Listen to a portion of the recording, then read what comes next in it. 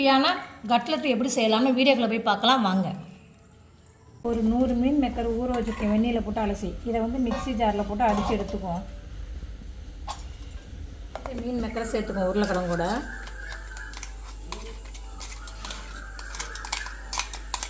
மீன் maker கொஞ்சமாக salt சேர்த்துக்குவோம். பச்சை மிளகாய், கருவேப்பிலை, மல்லித்தலை அரிஞ்சு வச்சுக்கோங்க, அதை சேர்த்துக்குவோம். 1 ஸ்பூன் கார்ன்ஃப்ளவர் மாவு சேர்த்துக்குவோம். 1 ஸ்பூன் சேர்த்துக்குவோம் கார்ன்ஃப்ளவர் மாவு.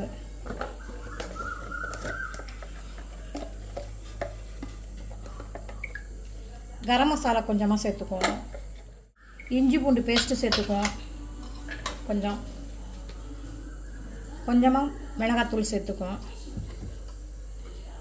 நல்லா பிசைஞ்சுக்குவோம்.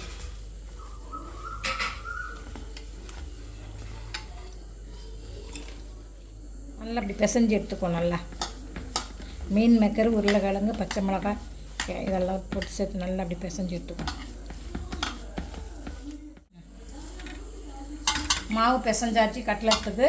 இப்போ வந்து கார்ன் சிப்ஸை வந்து இது மாதிரி நொறுக்கி எடுத்துக்குவோம்.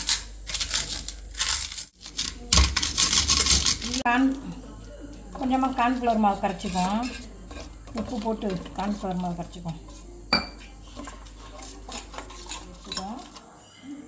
உருண்டையாக வேணாலும் செஞ்சுக்கலாம், தட்டையாக வேணாலும் தட்டிக்கலாம்.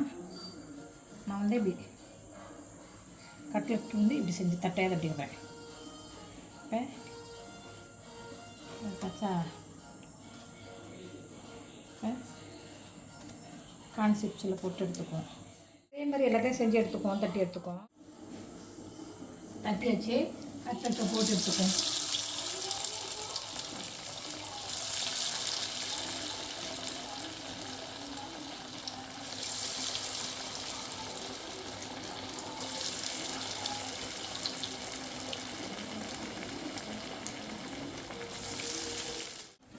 சூப்பரான கட்லெட்டு ரெடி ஆகிட்டு பார்த்தீங்களா? மீன் மேக்கரையும் உருளைக்கிழங்கு வச்சு செம்மையான ஒரு கட்லெட்டு செஞ்சாச்சு. பிள்ளைங்களுக்கு ஈவினிங் நேரத்தில் இது மாதிரி செஞ்சு விட்டா சாப்பிடுங்க. ஏன்னா பிள்ளைங்களாம் லீவில் வந்துருக்குறீங்களா விருந்தாடியா, அவங்களுக்கு வேறு ஒன்றும் இல்லை. பார்த்தேன் உருளைக்கிழங்கு வச்சு மீன் மேக்கர் வச்சு அதை வச்சு ஒரு கட்லெட் செஞ்சாச்சு பாருங்கள். சூப்பராக இருக்கா அந்த பாருங்கள். இன்னும் கொஞ்சம் இருக்குது, எல்லாத்தையும் போட்டு எடுத்துக்கோம். அப்பா சூப்பராக கிறிஸ்பியாக இருக்குது பாருங்கள். கடன் சூப்பரான சுவையான கட்லெட் ரெடி பாருங்களேன். கிறிஸ்பியாக எப்படி இருக்கு, சூடாக இருக்கா, சூப்பராக இருக்கா. வீட்டில் உள்ள பொருளை வச்சு கட்லெட்ஸ் ரெடி பண்ணியாச்சு. பிடிச்சிருந்தா லைக் பண்ணுங்கள், மறக்காமல் சப்ஸ்கிரைப் பண்ணுங்கள். நீங்களும் இப்போ குழந்தை எடுக்கிறது மாதிரி செஞ்சு கொடுங்க. வீட்டில் செஞ்சு கொடுத்துட்டு கமெண்டில் சொல்லுங்கள் எனக்கு எப்படி இருந்துச்சுன்னா.